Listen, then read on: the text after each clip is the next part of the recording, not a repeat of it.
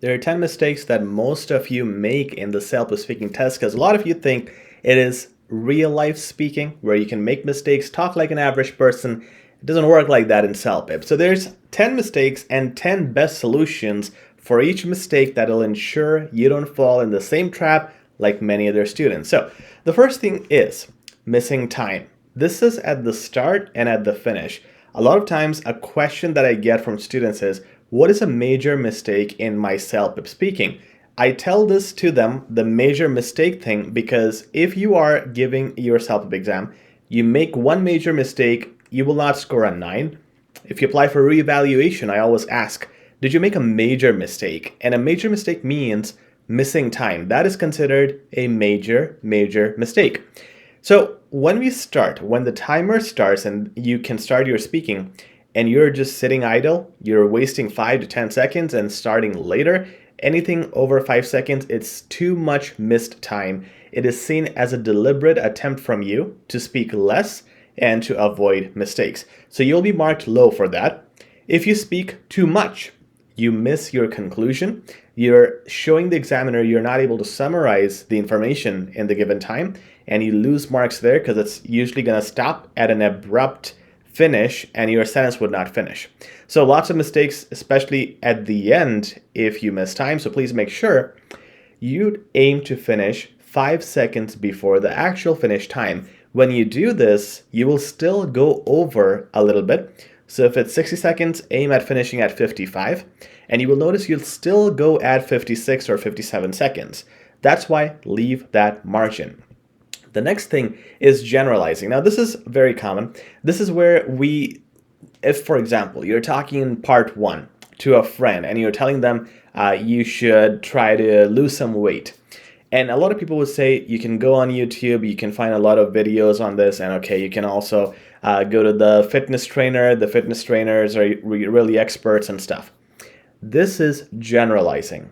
CELPIP loves it and they will love you if you can make it very realistic. So if I talk to a real friend, this is going to be the conversation. Hey, I know you're trying to lose weight, you can't. I know you have cut down your calories, but look, Coach Jerry at Good Life Fitness, which is just 5 minutes from you, he is the best in your area who can help you with this calorie deficit thing. You see how specific that is? You see how realistic it is? The Coach Jerry in your area, the Good Life that is near you, it shows a realistic situation. And using words like, hey, I know you're trying this, but it's not working, shows that there's this familiarity, you know this person, and you're talking to them about this specific thing, which is a real life scenario.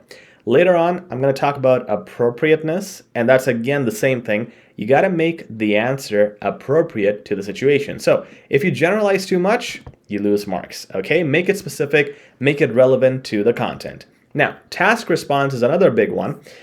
The problem here is you saying too much or saying too little. Here's a good guideline for you. When it's a 60-second question, aim for 2 to 3 points. When it's a 90-second question, aim for 3 to 4 main points. Remember that. Okay, rewind this if you want to hear this again. Now, when you do too many points in any question, in any type of question, you do 10 points. Problem is you're doing a lot of quantity points without quality points. You're missing the explanation that needs to be there. If you just do 1 point in a question, it's too little. The examiner is going to say you haven't described this well enough.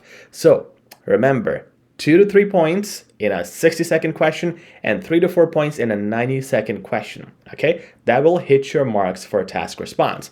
Appropriateness is very similar to what I was addressing earlier, where you make the situation, your tone, I should say, appropriate to the situation. Now, this includes talking to the person in the gym, again, making this relevant to your case, making it realistic, number 1. Number 2 is if it is formal, use formal language. If it is informal, use informal language. You cannot call your boss and say, hey, what's up? That is going to make you lose marks. And you cannot tell a friend, I'm looking forward to talking to you. You don't talk to friends like that, okay? Given that you cannot use slang with friends, but you got to make sure it at least looks or seems as if you're talking to the person who you are supposed to address. Informal or formal tone, make sure it's there. And this is important for questions 1, 5, 6, and 8. That's where you're talking to people. Remember also for question number 6, usually you're explaining a difficult scenario to a person. Mostly you have to apologize there because you usually mess up something or you are creating inconvenience, and you gotta apologize there because, hey, look, I did this to you, or I cannot offer you this, whatever the case is. I'm sorry, I wish things were different. A lot of you missed that, and that is not appropriate to the situation. Make sure you apologize there, and again, keep the appropriate tone, formal or informal, depending on the scenario. Now, let's come to pauses. People get confused here. Should we pause? Because if you pause, there's a mark for fluency. Will we lose that? And if you don't pause, you just keep talking, which is worse. Pauses are important. They show your confidence. They improve, I should say, your marks on tone. And you and the examiner both get a lot of benefit because both of you get to think. When you pause, you get to think of the next point. And again, pauses are just 1 to 2 seconds max, usually between points or sentences. So you get to think about your next point. You get to breathe, you get to relax, your nervousness goes away, your tone becomes better because you're pausing, so it sounds natural and confident.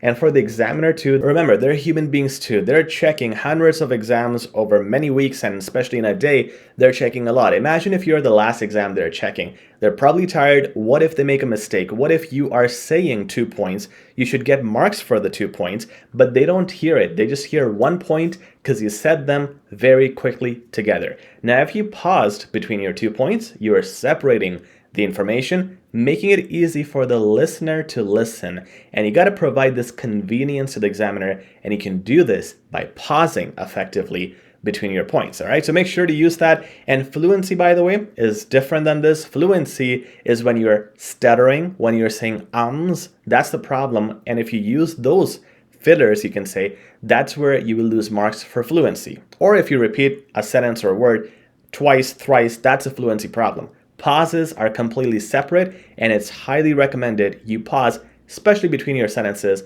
or points. Next is fluency. I think we covered this just now, so let's move on to our next point, fillers. Fillers is things like you know, like, and even words like so and. If you use so and where it makes sense, it's okay, but a lot of you use it just to connect different sentences where the so does not make sense. Or if you're using and, you would use it more than twice in one sentence, which is called a run-on sentence, and you'll lose marks for that too. And is only supposed to be used once in a sentence, not more than once. So especially when you use it between points, when you say 1 point and another point, you're overusing and. Instead of that, use connectors. Furthermore, likewise, those sort of conjunctions. But if you're using filler words, especially things like you know or like, and it is a formal speaking, you lose marks very quickly. Again, it's not day-to-day speaking. It's much more than that. When you talk about range of vocab, you got to make sure you're not just using very simple day-to-day language. This is another big mistake people have. Make sure to use active voice and passive voice. Okay, make sure to change up your sentences, give a good mixture of that. Use adjectives, which are qualities, things like good, bad, sad, happy. And adverbs, again, things with li, they define the verbs slowly, quickly, nicely, anything with li. And using complex plus simple sentences. A simple sentence is a simple sentence. This is a guy. That's a simple sentence.